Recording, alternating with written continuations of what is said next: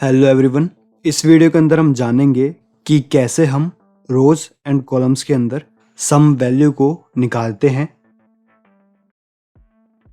तो यहाँ पर हमारे पास Q4 की ईयर वाइज सेल है। हम सम करने के लिए सबसे ईजिएस्ट वे को जानेंगे।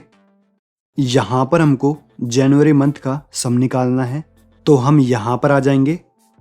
यहाँ पर हमको जनवरी मंथ का सम चाहिए।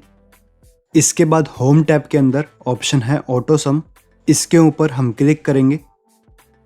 यहाँ पर फॉर्मूला अप्लाई हो जाएगा और ये अपने आप वैल्यूज़ का सिलेक्शन कर लेगा।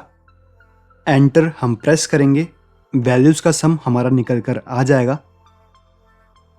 अब ये हमारा जनवरी मंथ का सम आ गया है। हमको फरवरी और मार्च का भी सम चाहिए, तो इसको हम आगे ड्रैग कर देंगे। हमारे पास फरवरी और मार्च की वैल्यूज़ का भी सम निकल कर आ जाएगा। अब ऐसे ही हमको यहाँ पर भी सम निकालना है। सिंपली हम ऑटो सम के ऊपर क्लिक करेंगे, हमारी वैल्यूज़ का सम निकल कर आ जाएगा।